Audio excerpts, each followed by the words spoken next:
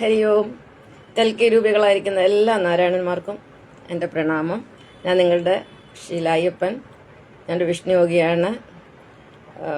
നമ്മൾ ഇപ്പോൾ പഠിച്ചുകൊണ്ടിരിക്കുന്നത് ആത്മവിദ്യാ പാഠം 6 NSK ആത്മവിദ്യാ പാഠം. നമ്മുടെ ലൈവിൽ ആരും എത്തിയിട്ടില്ല, ഞാൻ നേരത്തെ എത്തി. അപ്പം നമ്മൾ ആത്മവിദ്യാ പാഠത്തിലേക്ക് കടക്കുന്നതിന് മുമ്പ് നമ്മുടെ എല്ലാം സൃഷ്ടാവായ പ്രപഞ്ചനാഥനായ നാരായണനെ ഞാൻ വന്ദിക്കാൻ പോവുകയാണ്, ഭഗവാനെ സ്തുതിക്കാൻ പോവുകയാണ്. ഇന്ന് ഭാഗവത കീർത്തനത്തിലെ ശ്രീ മഹാഭാഗവത്തിലാണ് ഭാഗവത കീർത്തനമുള്ളത്. ഭാഗവത കീർത്തനത്തിലെ 2ാമത്തെ പാദം ചൊല്ലാൻ പോവുകയാണ്. 2ാമത്തെ പാദം ഇതാണ്: കൃഷ്ണ രാമ ഹരേ കൃഷ്ണ രാമ ഹരേ കൃഷ്ണ രാമ ഹരേ കൃഷ്ണ രാമ കൃഷ്ണ രാമ ഹരേ കൃഷ്ണ രാമ ഹരേ കൃഷ്ണി വംശോത്ഭവ കൈതൊഴുന്നേ. അച്യുതന്റെ ഗുണം കേട്ട് കേട്ടാവോളം ഇച്ഛ മറ്റൊന്നിലും കൈവരാ നിർണയം. വിശ്വനാഥോദയം കേൾപ്പതിനും മഹാപാപികൾക്കെത്തുമോ കൃഷ്ണരാമ ഹരേ. ആഭിമുഖ്യം വരും പുണ്യപൂരത്തിനാൽ ആദിനാഥൻ കൃപാലേശമുള്ളോർക്കുടൻ ശാപമുണ്ടായ ശേഷം പരീക്ഷിത്തിനങ്ങേശി പോൽ പണ്ടതും കൃഷ്ണരാമ ഹരേ. നൃവൻ പാണ്ഡവന്മാരുടെ പൗത്രനാം ഭാരതേ സംഗരേ മാതൃഗർഭസ്ഥിതൻ വന്ന ബ്രഹ്മാസ്ത്രതേ ജസ് തട്ടാതെ ശ്രീകൃഷ്ണനാൽ പാലിതൻ കൃഷ്ണരാമ ഹരി. വിശ്വരാധീനമെന്നോർത്ത് വിശ്വനൃപൻ വിശ്വസിച്ചു തഥാ തൽപതാം ഭൂരുകം. വിശ്വരക്ഷാവൃതോ വിഷ്ണുവെന്നിത്ര നന്നാരും ഓർക്കില്ലവോ കൃഷ്ണരാമ ഹരി. ഉത്തമൻ ദിഗ്ജയെ പണ്ടു ദുഷ്ടം കലി വദ്യനല്ലെന്നുറച്ചു ഗുണഗ്രാഹിത. ഇത്ര നന്നു യുഗം നാമസങ്കീർത്തനം മുക്തനാവാൻ ദൃഢം കൃഷ്ണരാമ ഹരി. ഗൂഢമോദേന നായാട്ടിനായി പോയവൻ കാട്ടിലെങ്ങും നടന്ന അത്തിദാഹങ്ങളാൽ ആശ്രമേ ചെന്ന് കണ്ട മുനി പ്രൗഢരെ ധ്യാനമാർഗസ്ഥിതൻ കൃഷ്ണരാമ ഹരേ. കൃഷ്ണരാമ ഹരേ കൃഷ്ണരാമ ഹരേ കൃഷ്ണരാമ ഹരേ കൃഷ്ണരാമ കൃഷ്ണരാമ ഹരേ കൃഷ്ണരാമ ഹരേ കൃഷ്ണി വംശോത്ഭവ കൃഷ്ണരാമ ഹരേ. ഒരാൾ വന്നിട്ടുണ്ട്, പക്ഷെ എനിക്ക് ആരാണെന്ന് കാണത്തില്ല. ഇവിടെ പേരൊന്നും കാണിക്കുന്നില്ല, ആരുടെയും പേര് ഇതുവരെ വന്നിട്ടില്ല. അപ്പോൾ നമുക്ക് നമ്മുടെ മാതാവിനെയും പിതാവിനെ ഒന്നും കൂടെ വന്ദിക്കാം. നമ്മുടെ എല്ലാം പിതാവാണ് നാരായണൻ. ഓ നമോ ഭഗവതേ വാസുദേവായ. ഓ നമോ ദേവി വസുന്ധരായ നമഃ. നമ്മുടെ എല്ലാം പിതാവാണ് നാരായണൻ, നമ്മുടെ എല്ലാം മാതാവാണ്. ഭൂമിയുള്ള സർവ്വചരാചരങ്ങളുടെ മാതാവാണ് ഭൂമി ദേവി. നമ്മളവിടുത്തെ മക്കളാണ്. നമ്മൾ മാത്രമല്ല, സർവ്വ പക്ഷിമൃഗാദികളും വൃക്ഷലതാദികളും അവിടുത്തെ മക്കളാണ്. നമ്മളെല്ലാം ആത്മ സഹോദരി സഹോദരന്മാരാണ്. നമ്മൾക്കിവിടെ ജീവിക്കാനുള്ളതുപോലെയുള്ള അവകാശം അവർക്കുമുണ്ട്. നമ്മൾ ഇപ്പോൾ ആത്മവിദ്യയുടെ 6 പഠിച്ചുകൊണ്ടിരിക്കുന്നത്.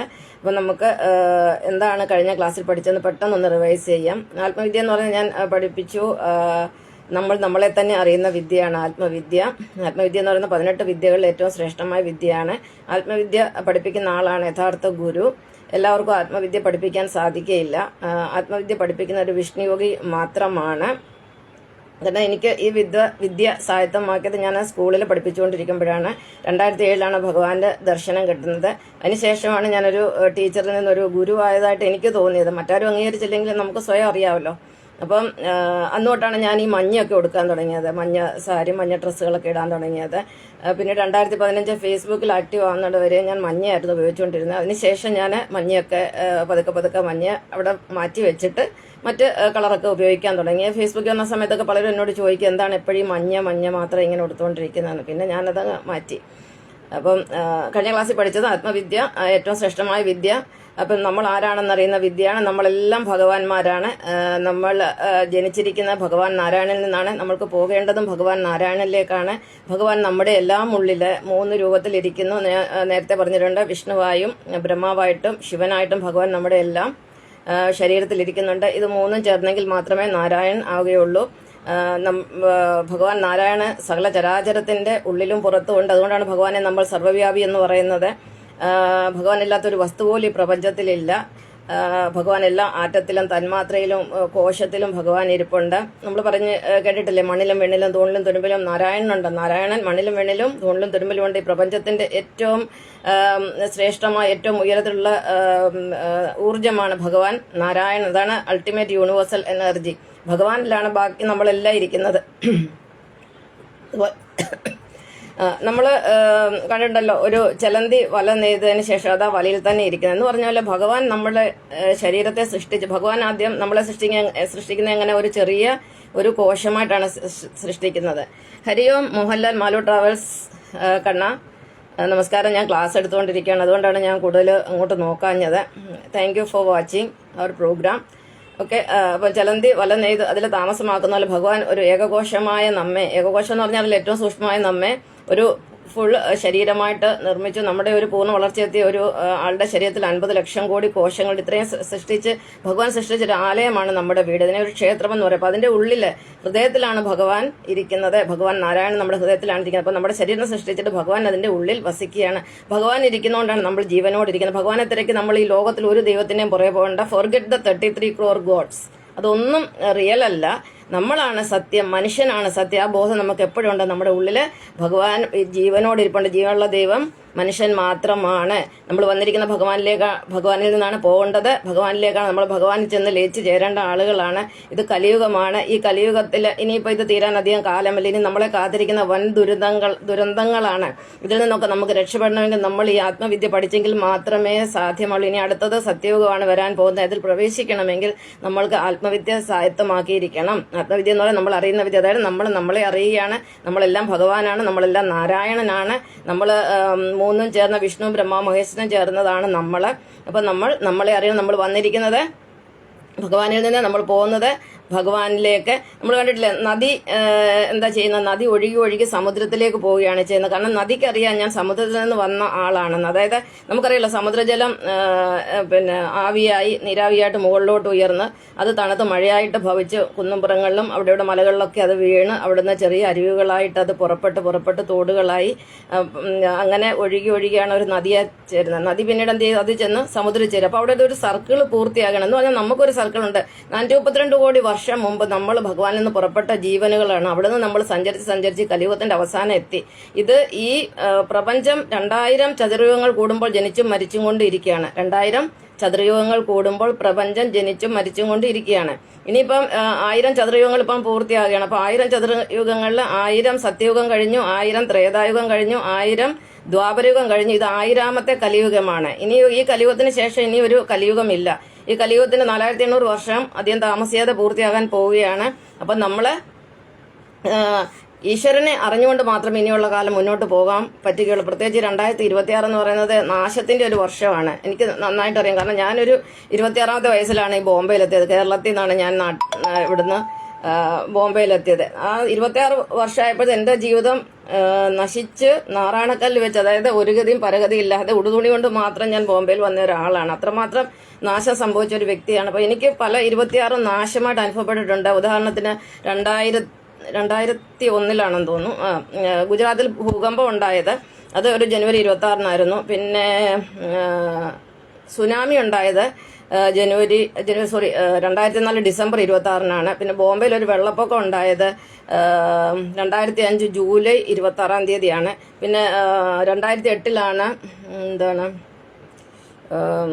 ബോംബെയിൽ ഒരു ഭീകരാക്രമണം നടന്നത് ഒരു 26 അങ്ങനെ 26 എന്ന് പറഞ്ഞാൽ ഒരു നാശത്തിന്റെ സംഖ്യയാണ്.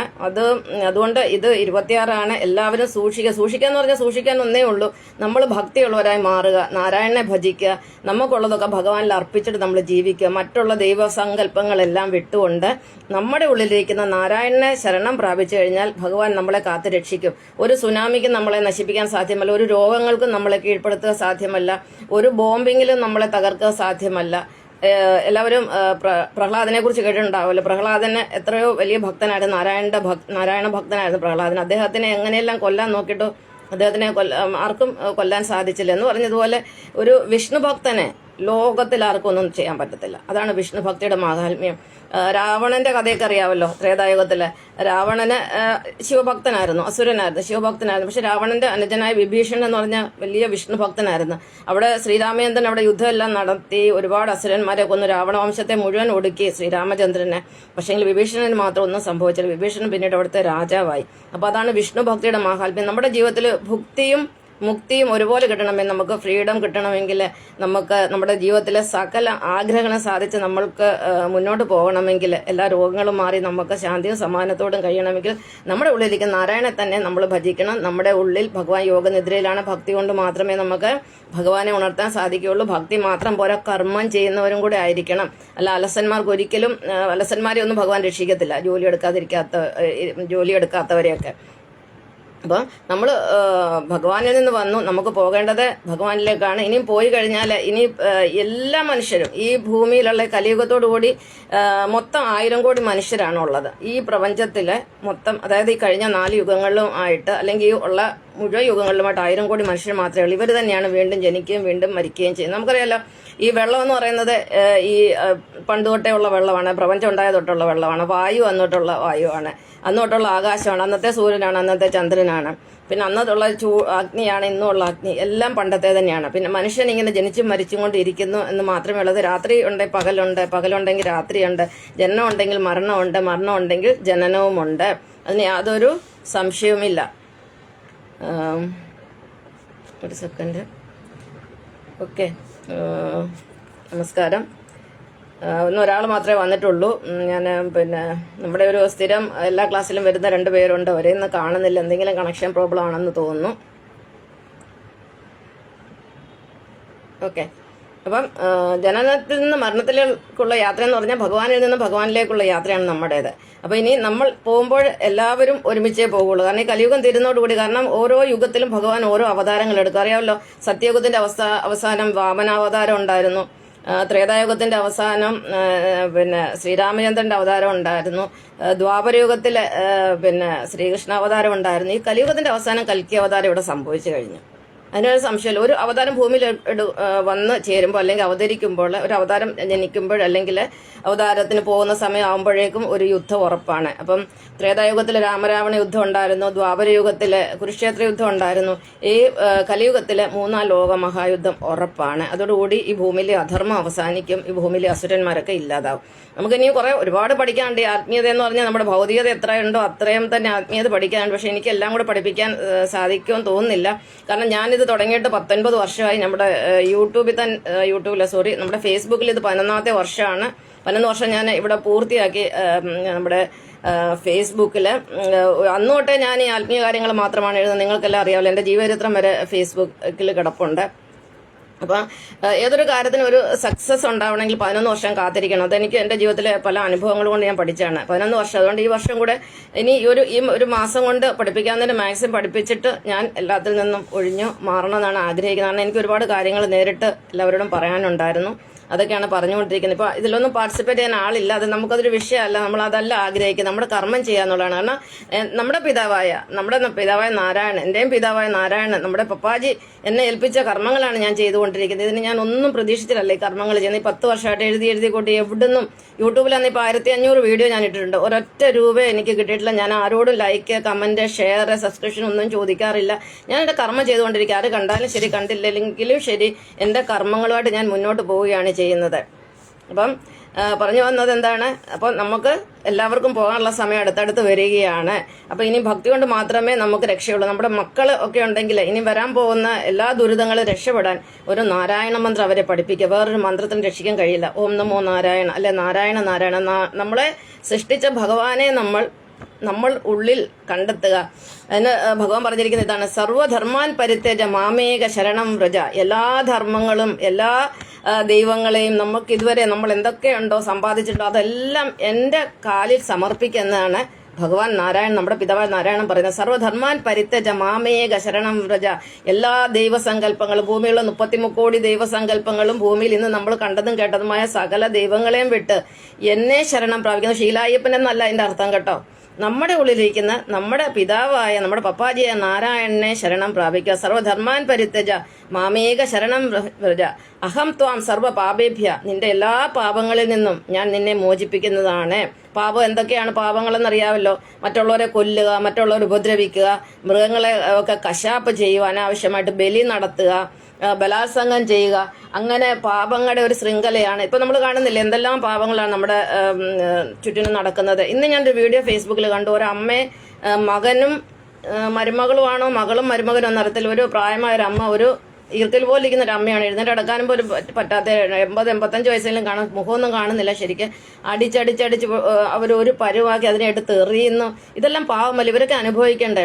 അവരും ഭഗവാന്മാരാണ്. പക്ഷെ അവർ ഏത് ഭഗവാനാണെന്നറിയാം? അവരൊക്കെ ശിവന്മാരാണ്, അവർ അസുരന്മാരാണ്. ഞാൻ അതിനെക്കുറിച്ചൊക്കെ പിന്നീട് ഞാൻ പറയാം. ഇനി കുറച്ച് കാര്യങ്ങൾ പറഞ്ഞിട്ട് എനിക്ക് അതിലോട്ട് പോകാൻ പറ്റുള്ളൂ. അപ്പോൾ എന്താ പറയുന്നത്, നമ്മുടെ എല്ലാ പ്രശ്നങ്ങളും പരിഹരിച്ച് നമുക്ക് അടുത്ത യുഗത്തിലോട്ട് പോകാനും നമ്മൾ ഇനിയും വരാൻ പോകുന്ന എല്ലാ ദുഃഖങ്ങളിൽ നിന്നും ദുരിതങ്ങളിൽ നിന്നും കഷ്ടപ്പാടുകളിൽ നിന്നും വരുന്ന എല്ലാ പ്രകൃതി ദുരന്തങ്ങളിൽ നിന്നും രോഗങ്ങളിൽ നിന്നും ഇനിയുള്ള യുദ്ധത്തിൽ നിന്നും ഒക്കെ നമ്മുടെ ജീവൻ രക്ഷിക്കണമെങ്കിൽ നമ്മൾ നാരായണനെ തന്നെ ശരണം പ്രാപിക്കുക, വേറൊന്നുമില്ല. അതിനെ ചെയ്യേണ്ടത് ഞാൻ പറഞ്ഞിട്ടുണ്ട്. രാവിലെ എണീക്കുക, കുളിക്കുക, ജപിക്കുക, വേദപാരായണം ചെയ്യുക, അതിനുശേഷം വേണം ജലപാനം ചെയ്യാൻ. പിന്നെ അതിനുശേഷം നമ്മൾ നമ്മുടെ കർമ്മവുമായിട്ട് മുന്നോട്ട് പോവുക. അങ്ങനെ നമ്മൾ മുന്നോട്ട് പോയാൽ നമുക്ക് നമ്മുടെ ഭഗവാനെ ഉള്ളിൽ നിന്ന് മനസ്സിലാകും. ഭഗവാൻ നമ്മൾ എല്ലായിടത്തും നമ്മുടെ മേളിലൊരു കരമുണ്ടെന്നുള്ള ഒരു ഭഗവാന്റെ കൈ നമ്മുടെ പുറത്തുണ്ടെന്നുള്ള ഒരു ബോധം നമുക്കുണ്ടാകും. അപ്പോൾ ആ ഒരു ഭഗവാനെ ശരണം പ്രാപിക്കാൻ നമ്മൾ കുട്ടികളെയൊക്കെ ഭക്തിയിൽ വളർത്തിയ ഒരിക്കലും ഒരു കുട്ടിയെയും ആരും ബലാത്സംഗം ചെയ്യാൻ വരത്തില്ല, ആരും ഒരു മനുഷ്യനെ കൊല്ലാനും വരത്തില്ല. ഇന്ന് ഈ ലോകത്ത് കൊലപാതകം നടത്തുന്നവരും അല്ലെങ്കിൽ കൊല ചെയ്യപ്പെടുന്നവരും ഒക്കെ നിരീശ്വരവാദികളായിരിക്കും, അല്ലെങ്കിൽ അവർ ഇടതുപക്ഷ ചിന്താഗതിയോ അല്ലെങ്കിൽ ഭൗതികവാദികളൊക്കെയാണ് സംഭവിക്കുന്നത്. ഒരു ഭക്തനും ഒരിക്കലും ദുർമരണം ഉണ്ടാവത്തില്ല. ഒരു ഭക്തന്റെ മേളില് ഒരു എന്താ പറയുന്നത് ഒരാളും കൈവെക്കുകയില്ല, അതിന് യാതൊരു സംശയമില്ല. ഉദാഹരണത്തിന് ഇപ്പം ഒരു കുട്ടിയെ നമുക്കറിയാലോ, ചെറിയ കുട്ടികളെ പോലെ ആൾക്കാർ ബലാത്സംഗം ചെയ്യുന്ന ലോകത്താണ് നമ്മൾ ജീവിക്കുന്നത്. അപ്പോൾ ഒരു കുട്ടിയെ ഒരാൾ ബലാത്സംഗം ചെയ്യാൻ വരുമോ, ആ കുട്ടി അവിടെ നിന്നുകൊണ്ട് ഇല്ല ശ്രീകൃഷ്ണ ഭഗവാനോട് ദ്രൗപദി കരഞ്ഞ് പ്രാർത്ഥിച്ചില്ല, കൃഷ്ണ എന്നെ രക്ഷിക്ക്, എന്നെ ആ തുണിയൊക്കെ അഴിച്ച സമയത്ത്, അത് വസ്ത്രാക്ഷേപം നടത്തുന്ന സമയത്ത് ഭഗവാനോട് പ്രാർത്ഥിച്ചു എന്ന് പറഞ്ഞാൽ ആ കുട്ടി അവിടെ നിന്ന് പ്രാർത്ഥിക്കാൻ ഏതെങ്കിലും ഒരു അമ്മ ആരെങ്കിലും പഠിപ്പിച്ചിട്ടുണ്ടോ? പക്ഷെ ഞാൻ ഷീലായിപ്പം എന്ന് പറഞ്ഞാൽ നമ്മുടെ രണ്ട് മക്കളെയും അങ്ങനത്തെ കാര്യങ്ങളൊക്കെ പഠിപ്പിച്ചിട്ടുണ്ട്. കാരണം ഞാൻ ഭക്തിയിൽ വന്നതിന് ശേഷമാണ് ആ മക്കളുണ്ടായത്. അവരോട് ആ കാര്യമൊക്കെ പറഞ്ഞുകൊണ്ട് അവർക്ക് അതിനെക്കുറിച്ചുള്ള ബോധമുണ്ട്. അപ്പം ഒരു കുട്ടിയെ ബലാത്സംഗം ചെയ്യാൻ പറ്റുന്ന ഒരു സ്ത്രീ ബലാത്സംഗത്തിന് ഇടയാകുമ്പോൾ അവരെപ്പോഴെങ്കിലും ഭഗവാനെ വിളിച്ചവർ കരയാറുണ്ടോ?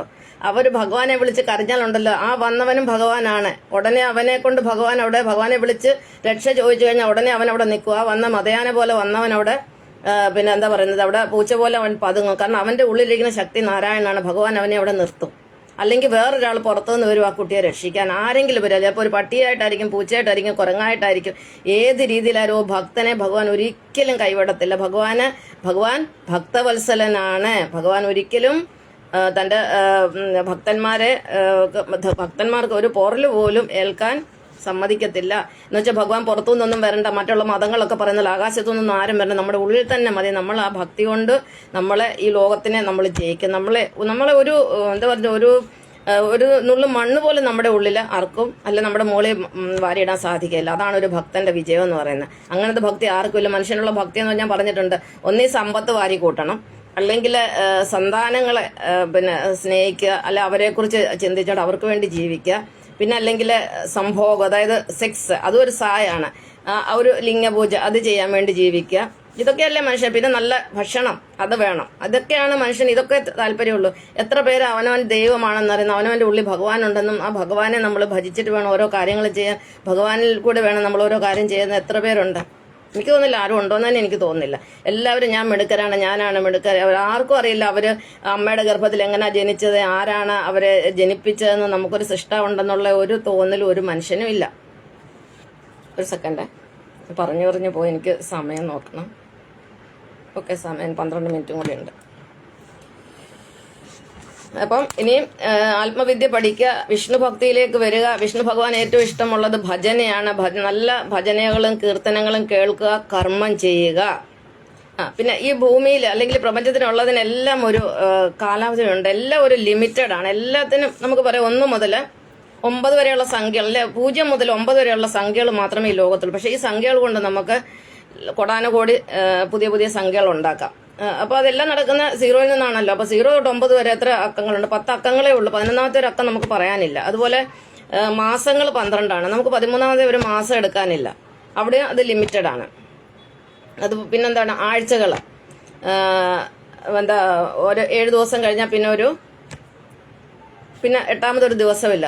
അപ്പം എല്ലാം ലിമിറ്റഡ് ആണ്. അതുപോലെ പിന്നെ നമ്മുടെ എന്താ പറയുന്നത്, ഋതുക്കൾ അറിയാമല്ലോ. നമ്മുടെ പിന്നെ കാലാവസ്ഥയൊക്കെ അതല്ലേ, ഉഷ്ണം, ശീതം, വർഷം, ഹേമന്തം, ശരത്ത്, ശിശിരം എന്നൊക്കെ നമ്മൾ എന്താ പറയുക ഋതുക്കളെ കുറിച്ച് പഠിച്ചിട്ടുണ്ട്. ഋതുക്കൾ 6 പക്ഷെ നമ്മൾ പ്രധാനമായിട്ടും 3 അനുഭവിക്കുന്നുള്ളൂ. അതായത് ചൂടുകാലം വരുന്നു, ഉഷ്ണകാലം വരുന്നു, അത് കഴിഞ്ഞ് മഴക്കാലം വരുന്നു, പിന്നെ തണുപ്പ് കാലഘട്ടം. അതാണ് 3 സീസണാണ് മെയിൻലി. സത്യത്തിൽ അത് 6 ഉണ്ട്. ഈ 6 ഉള്ളൂ. 7ാമതൊന്നുമില്ല. എന്ന് പറഞ്ഞ പോലെ ഭഗവാന്മാരാണെങ്കിലും മൂന്നേ ഉള്ളൂ, നാലാമതൊരു ഭഗവാൻ ഇല്ല. നമുക്കറിയാൻ വയ്യാത്തതുകൊണ്ടാണ്. നാലാമതും ഇല്ല, എന്നാൽ സത്യത്തിൽ രണ്ടേ ഉള്ളൂ, ഒന്ന് പോസിറ്റീവും നെഗറ്റീവും. ഈ രണ്ട് ഭഗവാനിൽ നിന്നാണ് ഈ കംപ്ലീറ്റ് ഭഗവാന്മാർ എന്ന് ഉത്ഭവിച്ചത്. ഫോർ എക്സാമ്പിൾ വിഷ്ണു ഭഗവാൻ. വിഷ്ണു എന്ന് പറയുമ്പോഴത്തേക്കും അതിനകത്ത് വിഷ്ണു ഭഗവാന്റെ 24 അവതാരങ്ങൾ. ആൾക്കാർ പറയുന്നത് വിഷ്ണു ഭഗവാൻ 12 അവതാരം, ദശാവതാരം ഒന്ന് 10 ഉള്ളൂ. അവർക്കൊന്നും അറിയത്തില്ല. ഭഗവാൻ മൊത്തത്തില് 24 അവതാരങ്ങളാണ് എടുത്തിരിക്കുന്നത്. അതിൽ 12ാമത്തെ അവതാരം മോഹിനി അവതാരമാണ്. 24ാമത്തെ അവതാരം കൽക്കി അവതാരമാണ്. മോഹിനിയും കൽക്കിയും രണ്ടും ഭഗവാന്റെ സ്ത്രീ അവതാരങ്ങളാണ്. കാര്യത്തിൽ യാതൊരു സംശയമാർക്കും വേണ്ട. അപ്പൊ ഈ 24 അവതാരങ്ങളും പിന്നെ വിഷ്ണു ഇതെല്ലാം ചേരുമ്പോൾ ഒരു എന്താ പറയുക, ഒരു വിഷ്ണു കുടുംബമായി. അതായത് വിഷ്ണു ഭഗവാന്റെ ഭാര്യയായ ഭൂമിദേവി അല്ലെങ്കിൽ ലക്ഷ്മി ദേവി, ഇവരെല്ലാം ഒരു വിഷ്ണു കുടുംബമാണ്. അതുപോലെ തന്നെ ശിവൻ, ഭഗവാൻ ശിവന്റെ കുടുംബത്തിൽപ്പെടുന്നതാണ് പാർവതി ദേവി ആയാലും പിന്നെ സുബ്രഹ്മണ്യന്, ഗണപതി, അദ്ദേഹത്തിന്റെ പുത്രന്മാരെ, പിന്നെ ശിവന്റെ ഭൂതഗണങ്ങളാണ്. ഈ ലോകത്ത് കാണുന്ന സകല കുട്ടി ദൈവങ്ങളും ശിവന്റെ ഭൂതഗണങ്ങളാണ്. ഈ ദേവീ ദേവതമാരെല്ലാം ഇന്ന് കാണുന്ന മുഴുവൻ പാർവതിയുടെ രൂപങ്ങളാണ്. അപ്പൊ ഇത് എല്ലാം ശിവൻ എന്ന് പറഞ്ഞ നെഗറ്റീവ് എനർജിയാണ്. കാരണം ഭഗവാൻ സംഹാരമൂർത്തിയാണ്. അതുകൊണ്ട് ശിവനിൽ കൂടി നെഗറ്റീവ് എനർജിയാണ്. പക്ഷെങ്കിൽ ശിവനെയും വിഷ്ണുവിനെയും കൂടി ഒന്നിച്ച് ആരാധിക്കുന്നവരാണ് ഹിന്ദുക്കൾ എന്ന് പറയുന്നത്. അപ്പൊ അവര് 0 എനർജിയിലുള്ളവരാണ്. അവർക്ക് പോസിറ്റീവ് ഇല്ല, നെഗറ്റീവ് ഇല്ല. അവരൊരു മതേതര സ്വഭാവത്തിൽ നിൽക്കുന്ന ആളുകളാണ്. അപ്പൊ ശിവ കുടുംബത്തിൽ ഉള്ളത് നെഗറ്റീവ് എനർജിയാണ്. ഇതിനകത്തെല്ലാം നെഗറ്റീവ് ആരാധനകളാണ് ശിവാരാധനയിൽ വരുന്നത്. ഒരു മിനിറ്റ്.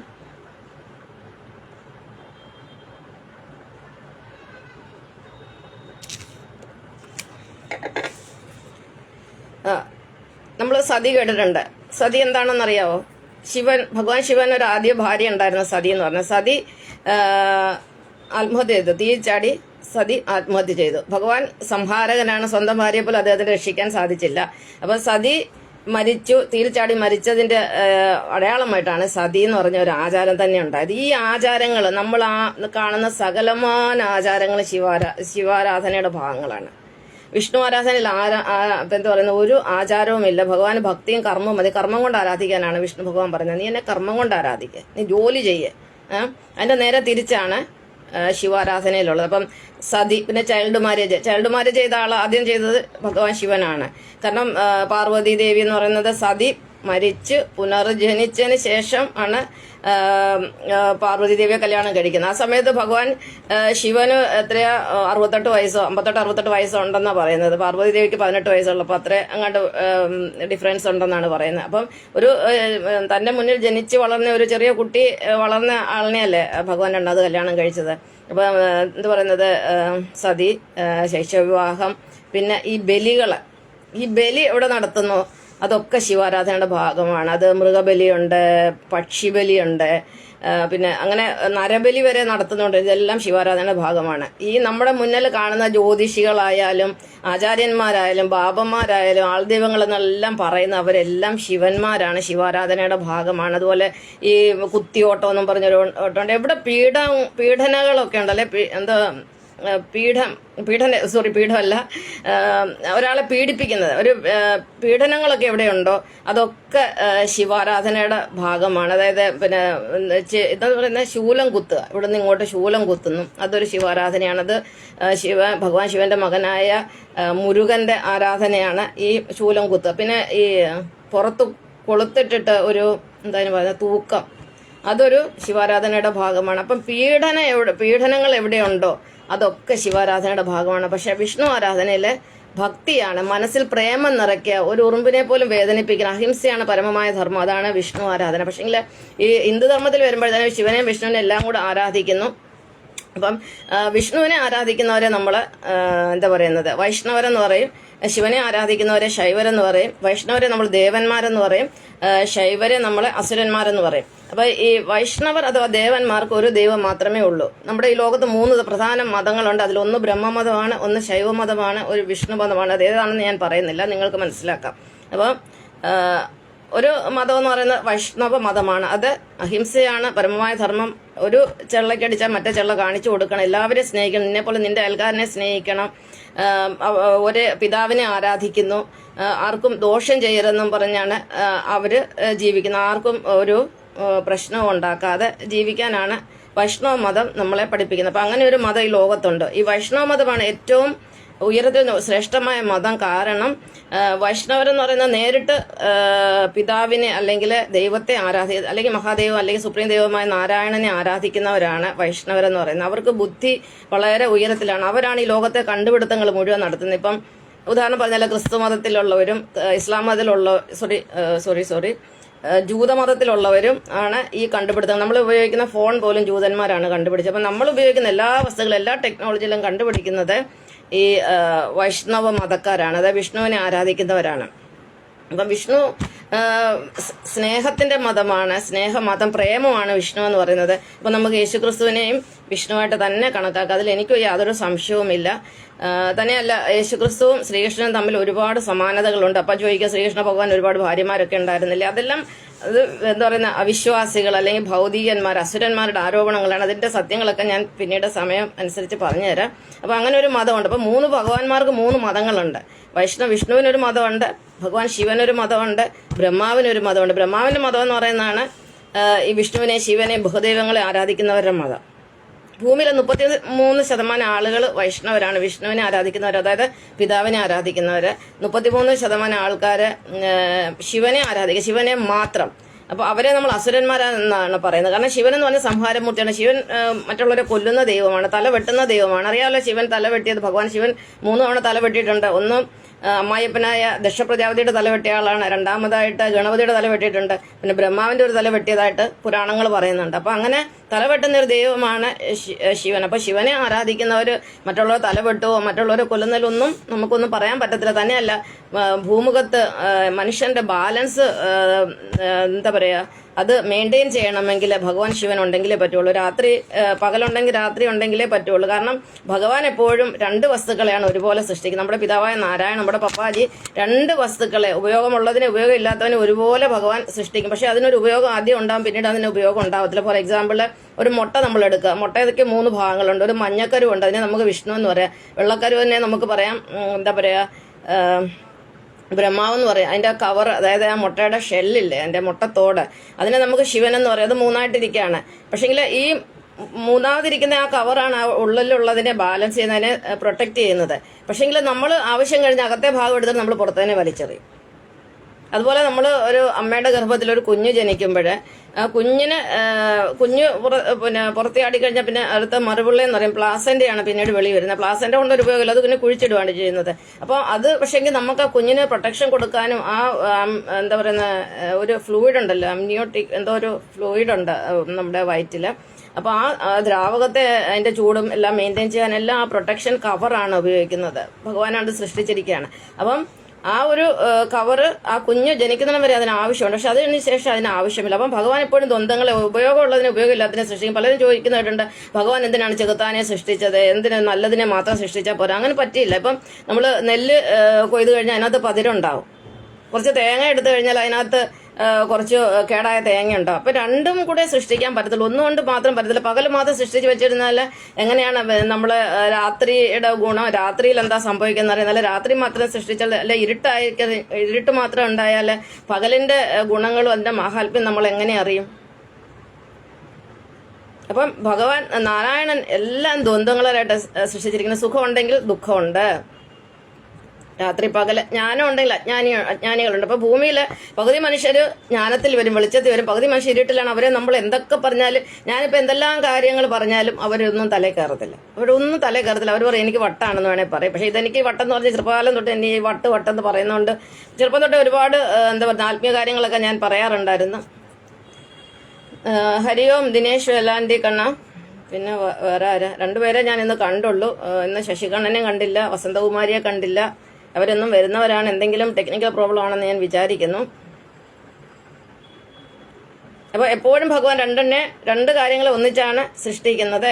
അപ്പൊ ലോകത്ത് ജ്ഞാനം, ഭഗവാനെ അറിയുന്നവരാണ് ജ്ഞാനികള്. പകുതി പേര് അജ്ഞാനികളാണ്. അതായത് അവരെ നമ്മൾ എന്തെല്ലാം കാര്യങ്ങൾ പറഞ്ഞാൽ അവരൊന്നും വിശ്വസിക്കില്ല. അവർ ഭൗതികവാദികളാണ്. അവർ ഭൗതികതയിലാണ് അവർ വിശ്വസിക്കുന്നത്, അവർ ശരീരത്തിലാണ് വിശ്വസിക്കുന്നത്. പക്ഷെ അവർ വിചാരിക്കുന്നില്ല ഈ ശരീരമല്ല നഷ്ടപ്പെടാനുള്ള. പക്ഷെ നമ്മൾ നഷ്ടപ്പെട്ടാലും നമ്മുടെ ഉള്ളിലെ പ്രാണനായിരിക്കുന്ന, ഊർജ്ജമായിരിക്കുന്ന ഭഗവാൻ നാരായണൻ ഇവിടെ ഉണ്ടാകും. ഈ ആത്മരൂപത്തിൽ നമ്മളെല്ലാം ഇവിടെ കാണും. നമ്മുടെ ശരീരത്തിനെ മാത്രമേ നശിപ്പിക്കാൻ കഴിയുള്ളൂ. നമ്മുടെ ആത്മാവിനെ അല്ലെങ്കിൽ നമ്മുടെ ഊർജ്ജത്തെ ഒരിക്കലും ആർക്കും നശിപ്പിക്കാൻ പറ്റത്തില്ല. കാരണം സയൻസ് തന്നെ പറയുന്നുണ്ട് energy can either be created not destroyed. നമ്മുടെ എനർജിയെ നമുക്ക് ഒരിക്കലും നിർമ്മിക്കാനോ നശിപ്പിക്കാനോ സാധ്യമല്ല. നമ്മുടെ ശരീരം മരിക്കുന്നത് നമ്മൾ വീണ്ടും വീണ്ടും ജനിച്ചുകൊണ്ടേയിരിക്കും. കാരണം ഇവിടെ ആൾക്കാർ ചോദിക്കുന്ന ഒരു ക്വസ്റ്റ്യൻ ഉണ്ട്, പുനർജന്മം ഇല്ലെന്നൊക്കെ വാദിക്കുന്ന ആൾക്കാരുണ്ട്.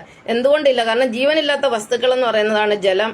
നമുക്ക് ജലം എന്ന് പറഞ്ഞാൽ ഭഗവാന്റെ വാസസ്ഥാനമാണ്. പോട്ടെ, നമുക്ക് കാണുമ്പോൾ അത് വളരുന്നൊന്നും ഇല്ലല്ലോ. അപ്പം ജീവനില്ലാത്ത വസ്തുക്കളാണ്. ഒരു ഉദാഹരണമാണ് ജലം. ജലം തന്നെ 3 രൂപത്തിൽ കാണപ്പെടുന്നുണ്ട്. അത് ഐസായിട്ട്, അത് ഖരരൂപത്തിലും വാതക രൂപത്തിലും ദ്രാവക രൂപത്തിലും കാണപ്പെടുന്നുണ്ട്. ഇത് 3 പരസ്പരം അങ്ങോട്ടും ഇങ്ങോട്ടും മാറുവാണ്. അതായത് വെള്ളമായിരിക്കുന്ന ആ ഒരു ജലം, ദ്രാവകാവസ്ഥയിലിരിക്കുന്ന ജലം അത് വാതകമായിട്ട് മാറുന്നുണ്ട്. ചൂട് നമ്മൾ ചൂടാക്കുമ്പോൾ ആ ജലം വാതകമായിട്ട് മാറും. പിന്നെ നമുക്ക് അതിനെ കാണാൻ പറ്റത്തില്ല. പക്ഷെ വീണ്ടും തണുത്ത് കഴിയുമ്പോൾ മഴയായിട്ട് വീണ്ടും ദ്രാവകമായിട്ട് മാറും. അപ്പം എന്ന് പറഞ്ഞാൽ നമ്മൾ മരിക്കുമ്പോൾ കഴിഞ്ഞാൽ നമ്മുടെ ഈ ഒരു ഉള്ളിലിരിക്കുന്ന ഭഗവാൻ പോകുമ്പോഴാണല്ലോ, നമ്മുടെ ശരീരത്തിൽ നിന്ന് ഭഗവാൻ വിട്ടു പോകുമ്പോഴാണ് നമ്മൾ മരിക്കുന്നത്. ഞാൻ നേരത്തെ പറഞ്ഞിട്ടുണ്ട്, അമ്മ നമ്മളെ ഉപേക്ഷിക്കുക, എന്നെ അമ്മ ഉപേക്ഷിച്ചതാണ്, അച്ഛൻ ജനിക്കുന്നതിന് മുമ്പ് ഉപേക്ഷിച്ചതാണ്, മുത്തശ്ശനും ചെറുപ്പത്തിൽ മരിച്ചുപോയി, അല്ലെങ്കിൽ അങ്ങനെ എല്ലാവരും ഉപേക്ഷിച്ചിട്ട് എനിക്ക് ഒരു പ്രശ്നമില്ല. ഒരുപാട് കാര്യങ്ങൾ ഉണ്ടായെങ്കിലും ഞാൻ ഒരിക്കലും ഭയപ്പെട്ടിട്ടില്ല. എല്ലായിടത്തും ഞാൻ പോയി കുറേ കഷ്ടപ്പെട്ടിട്ടാണെങ്കിലും ഞാൻ വിചാരിച്ച കാര്യത്തിലെല്ലാം ഞാൻ എത്തിച്ചേർന്നു. അപ്പോൾ ആരില്ലേ, ഭർത്താവ് ഉപേക്ഷിച്ച് പോയി, അല്ലെങ്കിൽ ഭർത്താവിനെ ഉപേക്ഷിക്കേണ്ടി വന്നു, അല്ലെങ്കിൽ എല്ലാവരും ഉപേക്ഷിച്ചിട്ട് പോയി, മകനെ ആദ്യം ഉപേക്ഷിക്കേണ്ടി വന്നു. അപ്പൊ ഈ ആരെല്ലാം നമ്മൾ ഉപേക്ഷിച്ചാൽ നമുക്കൊന്നുമില്ല, നമുക്കൊന്നും സംഭവിക്കത്തില്ല. ഭഗവാൻ നമ്മൾ ഉപേക്ഷിച്ചെങ്കിൽ മാത്രമേ നമ്മൾ ജീവിതത്തിൽ പരാജയപ്പെടുത്തുള്ളൂ. കാരണം ആരെല്ലാം ഉപേക്ഷിച്ചാലും ഭഗവാൻ നമ്മൾ ഉപേക്ഷിക്കുന്നത് മരണത്തോടു കൂടി മാത്രമേ ഭഗവാൻ നമ്മളിൽ നിന്ന് വേർപെടുന്നുള്ളൂ. ആ കാര്യം എല്ലാവരും ഓർമ്മ വെക്കണം. നമ്മൾ ഭഗവാനാണ്, ഭഗവാൻ നമ്മുടെ കൂടെ ഇരിക്കുന്നതുകൊണ്ടാണ് നമ്മുടെ ജീവൻ നിലനിൽക്കുന്നത്. ഈ ജീവൻ ഉള്ളിൽ ഇരുന്നുകൊണ്ടാണ്, അല്ലെങ്കിൽ ഭഗവാൻ ഇരുന്നുകൊണ്ടാണ് നമ്മുടെ ശരീരത്തിൽ എല്ലാ പ്രവർത്തനവും എത്ര പ്രവർത്തനങ്ങൾ നമ്മുടെ ഉള്ളിൽ നടന്നുകൊണ്ടിരിക്കുന്നത്, ഇതെല്ലാം നിയന്ത്രിക്കുന്ന ഒരു മെഷീനെ പോലെ, മെഷീനിൽ ഇലക്ട്രിസിറ്റി ഉള്ളതുപോലെ ഭഗവാൻ നമ്മളെ നിയന്ത്രിച്ചുകൊണ്ട് നമ്മുടെ എല്ലാ കാര്യങ്ങളും നോക്കി നമ്മുടെ കൂടെ മരണം വരെയുണ്ട്. വോംബ് ടു ടോംബ് ആണ് ഭഗവാൻ ഇരിക്കുന്നത്. Warm to tomb. വോംബ് എന്ന് പറഞ്ഞാൽ ഗർഭപാത്രം, പിന്നീട് ഭൂഗർഭം വരെയും ഭഗവാൻ നമ്മളെ അനുഗമിക്കുന്നുണ്ട്. അപ്പം ഭഗവാനെ ശരണം പ്രാപിച്ചെങ്കിൽ മാത്രമേ നമുക്ക് ഇനിയും രക്ഷയുള്ളൂ. ഇതുവരെയുള്ള രക്ഷയെല്ലാം പോയി. കാരണം ഭഗവാൻ അവസാനത്തെ അവതാരമായ കൽക്കി രാമനാട്ടി ലോകത്ത് അവതരിച്ചിട്ടുണ്ട്. ഭഗവാൻ വയസ്സൊക്കെ ആയി വരികയാണ്. അപ്പം നമ്മുടെ ഗുരുവാണ്. അപ്പം ഗുരുവിന് ഇവിടുന്ന് പോകേണ്ടി വന്നു കഴിഞ്ഞാൽ ആ സമയത്ത്, അതായത് ശ്രീകൃഷ്ണ ഭഗവാൻ പോയി കഴിഞ്ഞപ്പം പിന്നെ പ്രളയമായിരുന്നു. അതായത് ഗുരുവായ കൽക്കിരാമൻ ഈ ലോകത്തുനിന്ന് പോയി കഴിഞ്ഞാൽ ഇവിടെ പിന്നെ ബ്രഹ്മപ്രളയമാണ്. ഇവിടെ പിന്നെ വേറെ ഒന്നുമില്ല. അവിടെ അത്രയും നാൾ നമുക്ക് ഒരുപാട് പ്രശ്നങ്ങളെ നമുക്ക് അഭിമുഖീകരിക്കേണ്ടി വരും. വളരെ ഭയാനകമായ പ്രശ്നങ്ങൾ നമുക്ക് അഭിമുഖീകരിക്കേണ്ടി വരും. എല്ലാത്തിൽ നിന്ന് രക്ഷ നേടാൻ നാരായണ ശരണം പ്രാപിക്കുക. എല്ലാ ദൈവസങ്കല്പം, ഈ ദൈവസങ്കല്പങ്ങളൊക്കെ അവരൊക്കെ ദൈവങ്ങളാണ്. അവരൊന്നും മഹാദൈവവുമല്ല, അവരൊന്നും സൃഷ്ടാവുമല്ല. സൃഷ്ടാവ് നമ്മളാണ്, നമ്മുടെ ഉള്ളിലാണ് ഭഗവാൻ ഇരിക്കുന്നത്. ഭഗവാനെ ശരണം പ്രാപിക്കുക. സമയം ഒരുപാടായി. ഇപ്പം സമയം പോകുന്ന എനിക്കറിയില്ല. ഞാൻ ഈ കാര്യങ്ങളൊക്കെ പറഞ്ഞിരുന്ന മണിക്കൂറുകളൊക്കെ ഞാനിരുന്ന് സംസാരിക്കാറുണ്ട്. കുറേ ബാബമാരൊക്കെ എനിക്ക് ഫ്രണ്ട്സായിട്ടുണ്ട്. അവരൊക്കെ വിളിക്കുമ്പോൾ കുറേ സമയമൊക്കെ ഞാൻ സംസാരിക്കും. സമയം പോകുന്ന അറിയില്ല. അപ്പം ഇന്ന് നാമം ജപിക്കാൻ പോലും എനിക്ക് സമയമില്ല. എന്നാലും ഞാനൊരു ഇത്തിരി നാമം ചൊല്ലിയിട്ട് നിർത്താം. ശാന്താകാരം ഭുജഗശയനം പത്മനാഭ സുരേശം വിശ്വാകാരം ഗഗനസദശം മേഘവർണ്ണ ശുഭാംഗം ലക്ഷ്മീകാന്തം കമലനന യോഗിഹൃദ്ധ്യാനഗമ്യം വന്ദേ വിഷ്ണുവും ഭവൈകരം സർവ്വലോകൈകനാഥം കായന വാചാ മനസേന്ദ്രിയ ബുദ്ധ്യാത്മനാഭ പ്രകൃതി സ്വഭാവ കരോമി യദ്വൽ സകലം പരസ്മൈ നാരായണായേതി സമർപ്പയാമി നാരായണായേതി സമർപ്പയാമി നാരായണായേതി സമർപ്പയാമി. എല്ലാവർക്കും നന്ദി, നമസ്കാരം, ശുഭരാത്രി, സുഖനിദ്ര.